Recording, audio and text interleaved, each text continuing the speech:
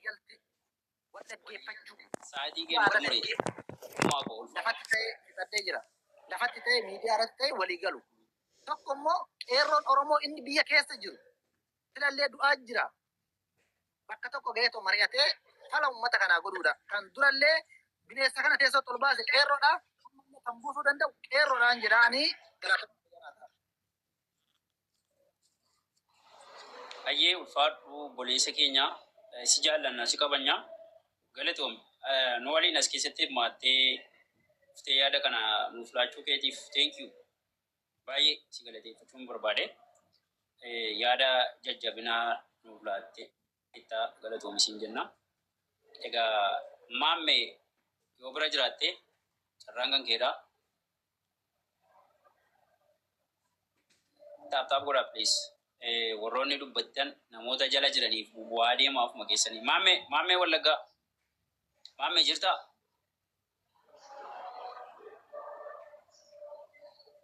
Maammee jirtuu? Okay. Oroo jirtaa? Oroo yoo jiraatte dubbadhu mee? Ishee guddaa galatoomaa. Yaadni mana keessaa ka'aa jiru baay'ee quubsaadha. Garuu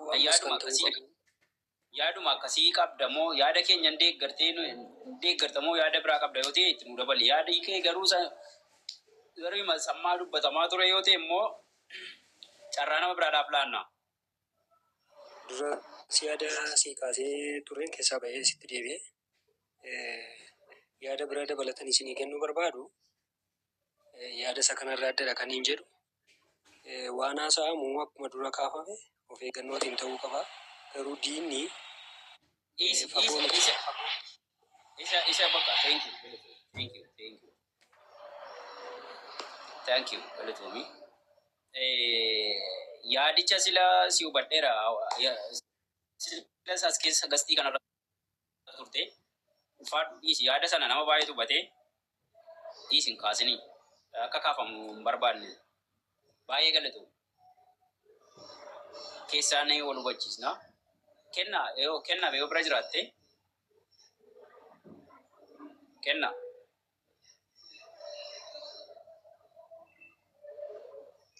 jirtaa? Okay, anis Oromoon kun dubbadhu mee?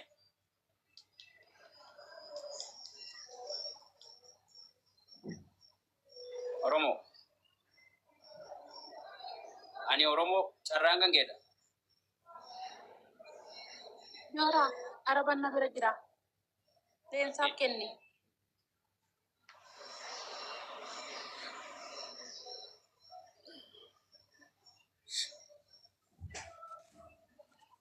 Blogin si godhaa wayi.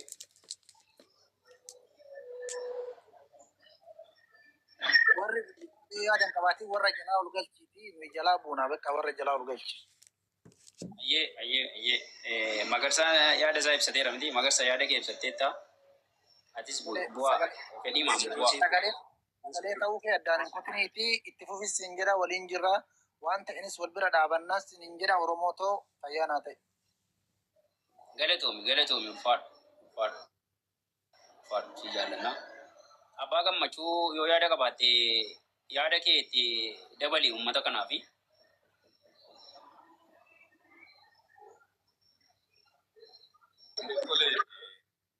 Jooraa kiyyaa ulfaatu galatoomi. Abbaa gammachuu kana fooloo godha akkaawuntii 2 moo 3 irratti qubanii fooloo godha.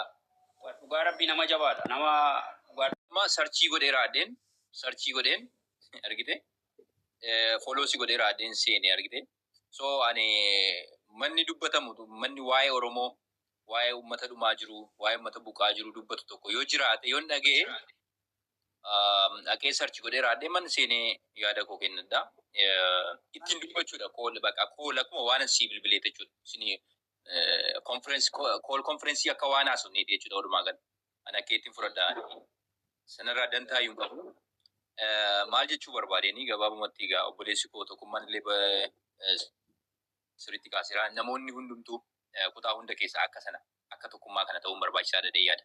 Maaliif ani amma kanan si badaalu yoo arrana bira dhaabatteni madaalliin oromummaa keetii arra na bira dhaabachuu keetiin madaalama. Argite ebelu kutaa akkasii sabboonummaa qaba. Sabboonummaan isaa sabboonummaa oromummaa sana qaba. Kanan jedhu yoo irraa miidhama Oromoo bira dhaabattedha. Yoo sagalee taatedha. Yoo bakka jirtutti birmatteefidha.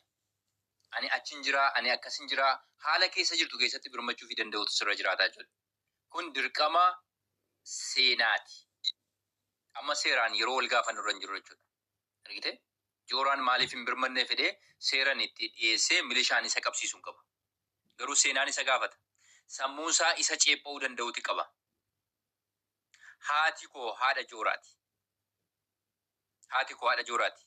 Haati Oromoo kutaa kamiyyuu haadha kooti yoo kan jettu taate haadha Oromoo Wallaggaa firmachuu danda'uti qabda jechuudha. Har'a waggaa bara 2019 18 lakkisaa waan kun kutaa hundatti daraaree mul'ata. Waan Wallaggaa fi Gujiitti ta'aa jiru kun lakkisaa birmadhaa jechaa turre yeroo sana. Yeroo sana shiftaa tachichii jira, shiftaa of keessaa baasaa, isinnu malee maal jedhamuudhaan sirnicha bira dhaabatamee propagandaan afuufamaa ture salphaan ture. Sana keessa dabarree as geenya waggaa 8. Kumaandi poostiin yeroo jalqabaaf seenaa biyya sanaa keessatti waggaa 8tiif kumaandi poostii jala jira Wallaggi. Wallagga arfanu Leencoo Baatii maal jedhe miidiyaa guddaa tokko irratti ba'e. Osoo niitoorkii dhorkamee jiru ji'oota 4 Wallaggituu niitoorkii dhorkamee cufamee raatee yeroo utuu haleelamaa jiru miidiyaa irratti ba'e maal jedhe? Soba niitoorkiin jira jedhe. Ni galmaa jechuudha. Argite? Warra mootummaa Oromoo tofiin jedhaniin jechuudha. So kanaafi kan nuti gochuu qabnu iyyachuu danda'uti qabna. Barree ummanni Wallaggi arfanni koo yoo xiqqaate ummata miiliyoonii 18 olii bara. Baay'ina ummataan ikkoo biyya tokko fayyaadha bara. Keessaa falatti hayyuun keenya Afrikaa addunyaatu itti fayyadamaa jira. Argite?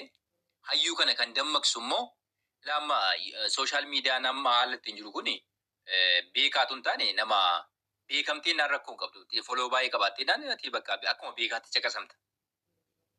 Haala kana keessa jiruuf xiqqoon rakke malee namoota hayyoota gurguddaa asirra finnee dhimma hawaasa keenya lixaa waggaa 8 kana dubbachisuu ni dandeenya bana. Simple. Salphaadha sun. Garuu waan kana ormi ni gammadaa. Yoo waan namni tokko akka gandummaatti ilaala kan jedhuu fi bulfanne kanaa jechuudha. Yoo ati na bira dhaabatu ta'e kana gochuudhaaf waan boodatti deebi'u hin jiru. Quba qabaadhu. Yooti haadha Oromoo Wallaggaa boosu cina hin dhaabattu ta'e, yooti abbaa Oromoo Wallaggaa qeesaa irratti roorrifamu, midhaansaa gombisaa keessaa buufamee gadi gombifamee gubamu, horiisaa oofamuuf yoo mirmattu taate kana gochuudhaaf waan boodatti deebi'u miti jechuudha. Argite waan fedhee haasoftee dadhabdee dhiista malee gandummaa minaamin jechuu dandeessa. Gandummaan gaarii miti jedhee kan haati hanga zaatti kan si barsiisaa ture eenyu akka ta'e beekuun barbaachisaadha. Argite? Amantii wal qooduun gandummaan sheeppi wal gochuun gaarii miti qabsoodhaaf summiidha kan jechaa ture eenyu akka ta'e beekamaadha jechuudha. Argite? Deebistee akkasitti naasaamu maal afaan dhadhaa dibattee isa dubbattu sana achuma kaa'ee jechuudha. Ummata kanaaf birmatta yoo ta'e birmadhu. Yoo itti gaafatama seenaa jalaa ba'uu barbaaddeedha baay'ee.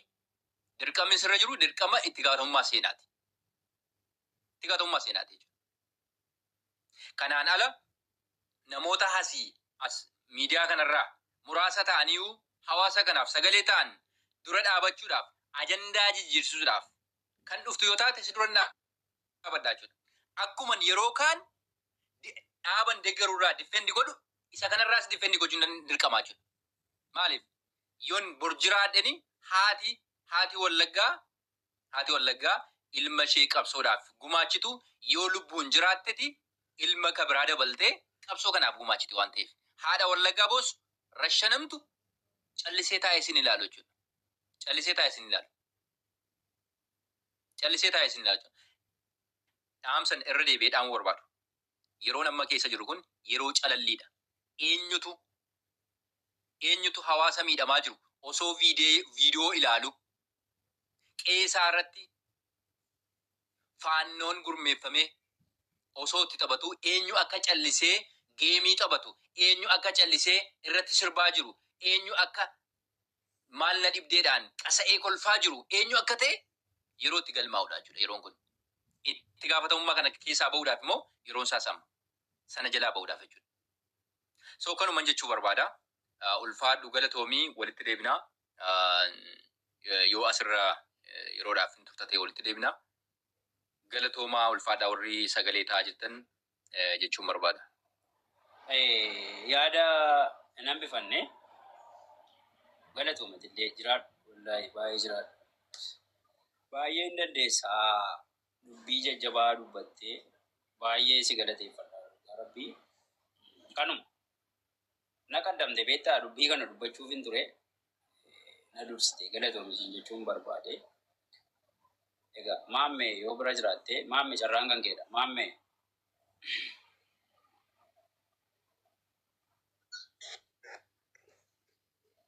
Toomaan jedha. Hundumti keessan akkam jirtu baga jiraattan Oromoo marti.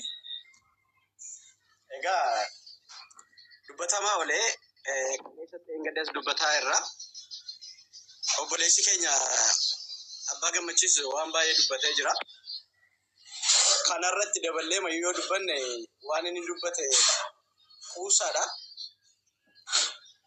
Gaaffiin keenya aga dhumaattu wanni takka deebii ka argataa jiru haasofnu malee immoo karaama ittiin ol geenyee ol hiriirsinee ol gurmeessinee uummata keenya kanaaf sagalee taanuudha karaa nuti barbaadaa jirru. Maal isiniin jechuu barbaadeeti dhimmi Oromiyaa dhimmi Oromoo mootummaa hin qabu. Oromoon mootummaa Oromoo yookiis Oromiyaa bulchaa jiru hin jiru jennee jala murree darbuu dandeenya. Osoo jiraate mootummaan biyya isaa eeggachuu danda'a. Daangaa eeguu danda'a. Mootummaan naannoo Oromiyaa yeroo kanatti jira innee murteessuu hin dandeenyu. Maaliif hoggaa inni akkasitti taa'ee dhaggeeffatu hoggaa wanni kun hundi uummata isaa irra ga'u bakka sana taa'uun isaa nuuf bu'aa hin qabu. Nuuf waan nu buuse hin qabu. Daangaa isaa eeguu qaba. Mootummaan naannoo Oromiyaa erga Oromoon bulcheedhee of kenne erga murteesse erga waadaa seene sabni takka akkasiin miidhamuun gandi takka akkasitti cafacafamuun dhugaa dubbachuuf jira innee iyyaannu.